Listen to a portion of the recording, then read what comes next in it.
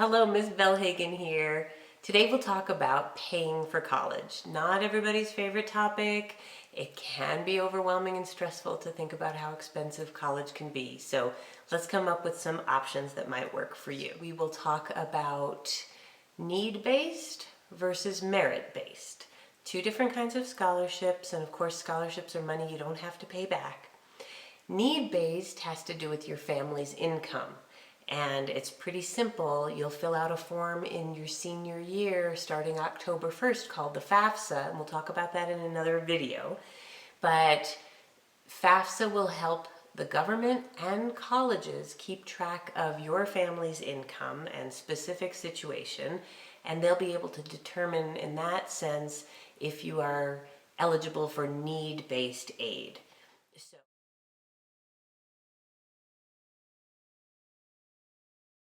So it has to do completely with your family's income, how many students are in college at the same time in your family, how many people live in your home, and it's a very specific situation to each person. But that's what need-based scholarships are referring to. Whereas merit-based have to do with you earning scholarships based on your grades and maybe ACT or SAT scores and other qualifications, things that you do in high school that make you awesome, that when you fill out your college and scholarship applications, you may qualify for merit-based scholarships. So those are the two. There's need-based, merit-based. Some people may qualify for both. Now on the counseling website, I'll be showing you some places that you can look for scholarships that are merit-based and more information on need-based scholarships. So that's the gist of what scholarships are. Another source of free money is grants. Grants don't have to be paid back either. And those come specifically from the government. When you're a senior and you fill out that FAFSA I mentioned, they'll determine if you qualify for government grants, which don't have to be paid back. The most famous one is the Pell Grant, and there are others, but that purely has to do with your need-based status. So that's what grants are. We'll look.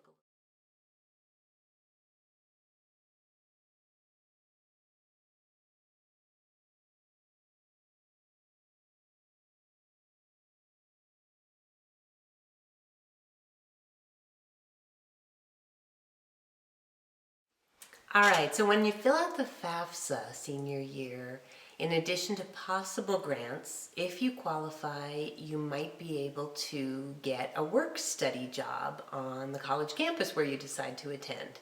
Work-study jobs are just like another job. You get a paycheck, but you're working for either a professor or a department on campus, or maybe the school bookstore or a place in the dining hall.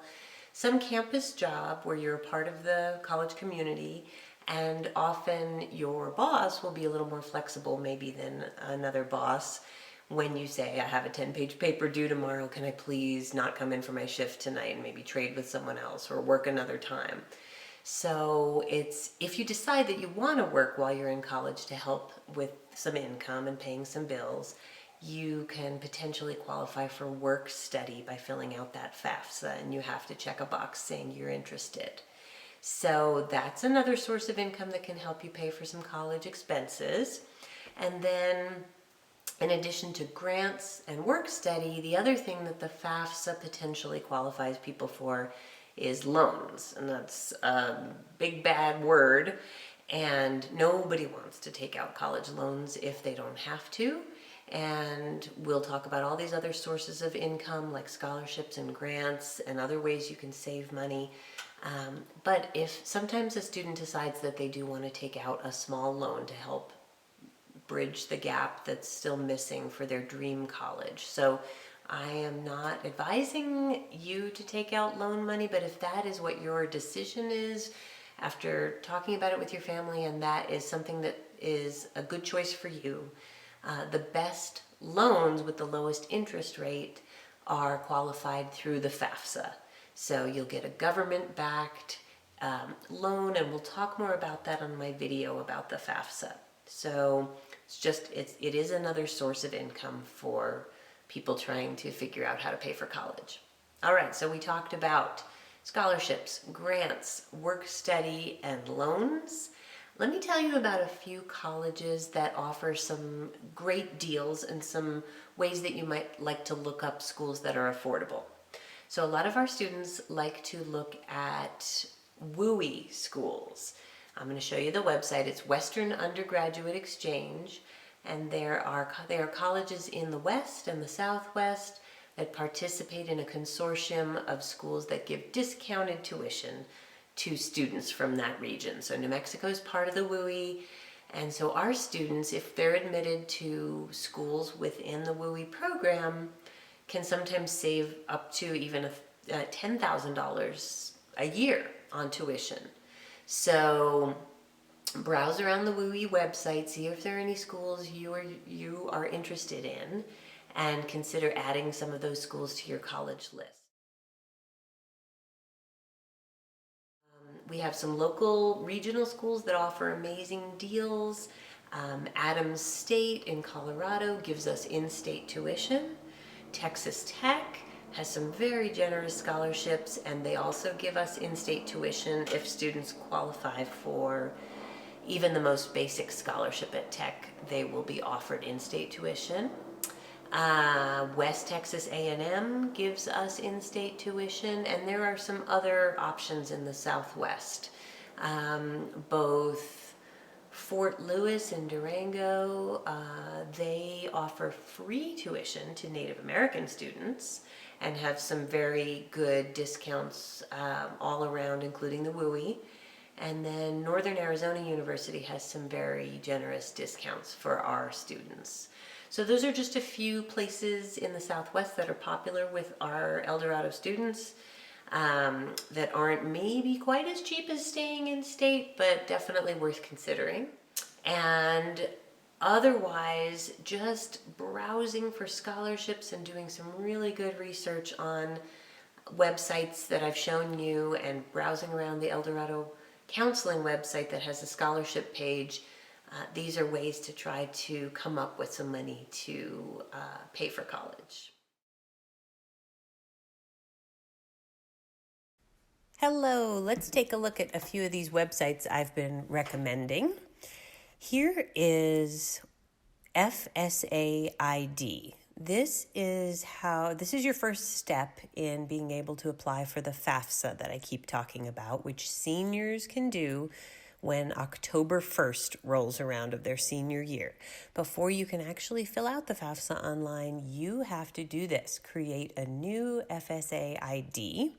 It's just basically a username and password that allows you to electronically submit the FAFSA document to the federal government to apply for money. So the student needs one. You're going to create it. It's going to take you about 10 minutes. And then one parent needs one. Okay, so just figure out which parent wants to work with you on your college and financial aid applications and make them go and create an FSA ID. Just don't use the same email as your parent or guardian, okay? You each set up your own email, and that's the best way for it to work. If your parent has already done one of these IDs for an older sibling, they don't have to create a new one. Just have them dig out their old ID, and that's what they're going to use to submit and sign the FAFSA. And students, let me just say now, students with a Social Security number can create one of these and submit the FAFSA and apply for financial aid from the federal government. If the parent does not have a Social Security number, I don't want you to worry about that. They don't have to have one, okay? Just contact me one-on-one and we'll talk about how that works. So that's the FSA ID. You can do this now anytime. I would just go and get it done early fall of your senior year, so you're ready to roll when the FAFSA opens on October 1st. Here is the FAFSA. And there are links to all of these on our counseling website, so you'll see those. But FAFSA form, you're going to start. Again, you can't do it till you're a senior, and it's October 1st. And it's going to take forever to load. So it's not very exciting to see when you are just starting out, but you're going to fill in here. It'll show you're going to fill it as a student. You're going to put in that FSA ID that you just created, and you're going to click through, and it's going to prompt you on every screen for what to put in. It's basically all about your family's taxes. And if you had a job, you'll have to put in your taxes. It's called prior year is what they're looking for in your taxes. So if you're going to be a college freshman in fall of 2021, for example, you're going to be supplying the government with your parents' or guardians' 2019 taxes. So it goes back 2 years from when you're going to start college. So if you worked in 2019, you'll have to provide that info too. All right, we're going to have a separate video all about FAFSA and actually how to fill it out. But this is really all you need to know about the basics of it. You'll get your results within about 48 hours emailed to you. So don't forget to check the email you give them and look up what results you had for FAFSA. Okay. I clicked to this also through the FAFSA website on Understand Aid. And if you want to know more about how financial aid works, the types of aid, grants, scholarships, work study, and loans, this is a great resource for it. So check this out. This is something called the CSS Profile, and it's another online application for financial aid that looks at your family's income as well. And it is required by some out-of-state private colleges. Many of you will not fill this out at all. If you're going to go to UNM or CNM or any of our local in-state schools, you don't need to mess with it. But if you are applying to out-of-state schools, you'll want to make sure you know if they require the CSS profile and when the deadline to submit it is. Okay. Going back to the FAFSA, people ask me, when is the deadline to fill out the FAFSA?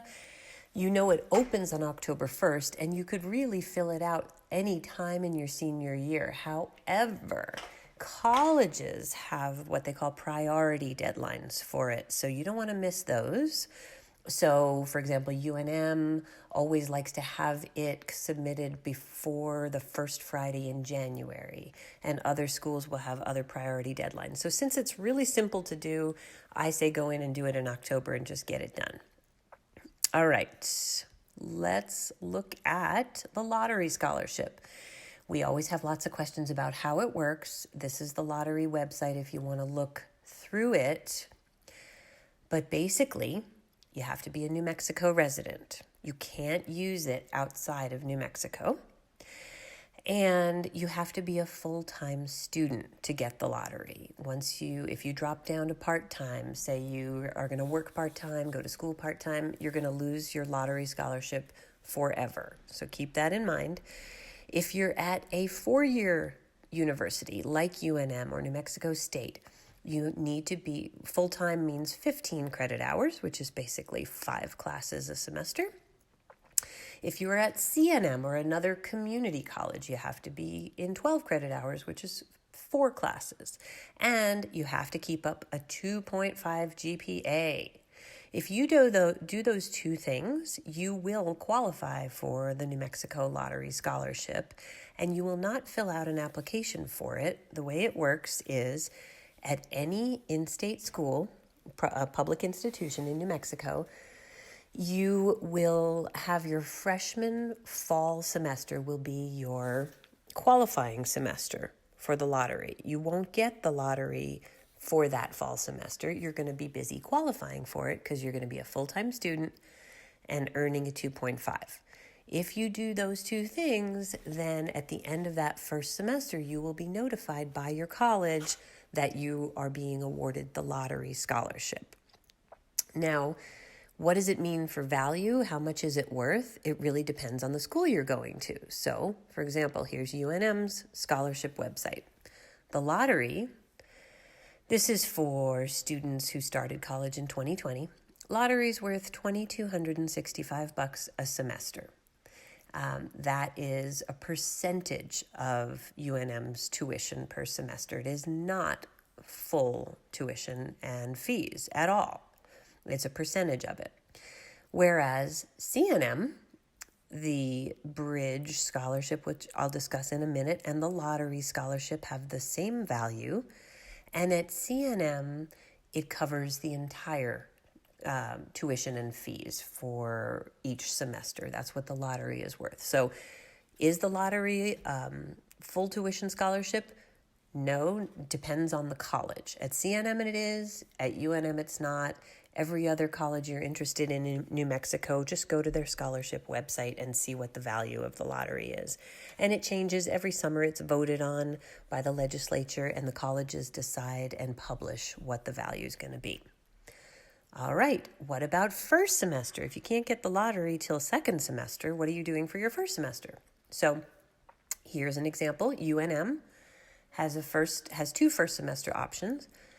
One is called the Bridge, and that's worth $1,500, and one is called the Success Grant, and that's worth $1,000. We're just talking about UNM as an example here.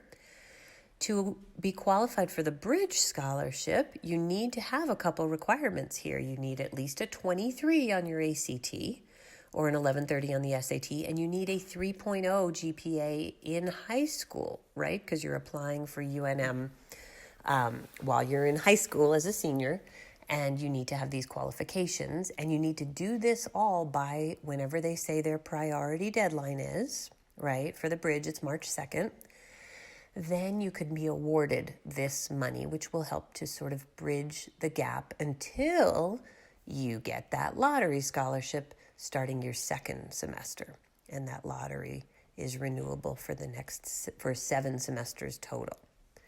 What if you don't have this 23 and 3.0, but you want to go to UNM?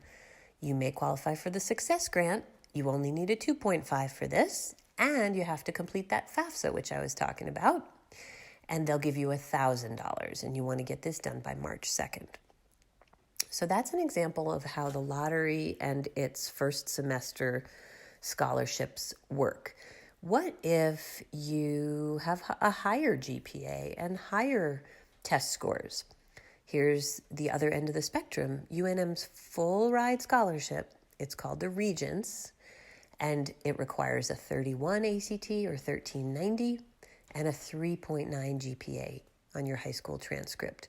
Now, if you were to qualify for this or any other of these scholarships that you'll find on UNM's scholarship website, that would include lottery money. Lottery money is rolled into that. So lots of people ask me, can I get, for example, the presidential and the lottery? Nope. If you get the presidential, that's all you're getting, which is an excellent scholarship. But you won't get the lottery on top of that if you're talking about UNM. Back to CNM. They have a first semester scholarship also called the Bridge, and you want to make sure you get everything done. This looks like it's from this past year, but it will probably be due again in March 2021. You want to check out their most current website as this year goes on. But to get the Bridge Scholarship, you just have to apply to CNM and complete their requirements in time, and they'll give you the Bridge for the first semester.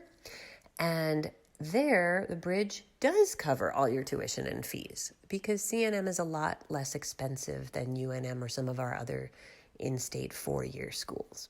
Okay, that's just using UNM and CNM as examples. Of course, there are many other excellent UNM in-state colleges in New Mexico, and I just want you to check out their scholarship websites for all their requirements for scholarships, whether it's lottery or a higher level scholarship like we were talking about here. All right. Here is the counseling website, which has tons of stuff. Here is the scholarship page, and I want you to get really familiar with this because in addition to FAFSA money that comes straight from colleges, whether it's lottery or higher level scholarships, in addition to those, you can apply for private scholarships all day long if you want to. So you want to get on that. You can do this senior year. You can do it before senior year. Here, let me quickly go to these scholarship search engines. So these are places where you can sign up in any grade and start searching for college scholarships. What it'll do, you actually create a free account. You give them your email address. Make sure it's an email address that you can check regularly. And you create yourself an account, and they will start emailing you all kinds of scholarships that have to do with your background and what you put on here. It'll take you maybe 5 minutes to set it up, and then you just check your email when you feel like dealing with scholarships. Okay. Let's go back to counseling website.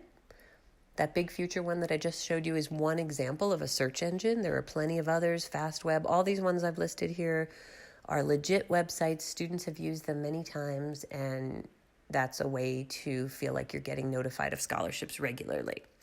Here are some other excellent scholarship websites you'll want to know about. There are some scholarships I post on here that are for students with exceptional qualifications. Some you'll need, I was talking about how you can be need-based or merit-based with scholarships. Some of these listed here are a combination of both.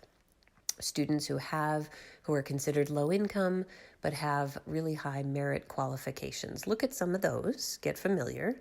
And then here on the right side, I have some scholarships you might want to check out that are listed by deadline.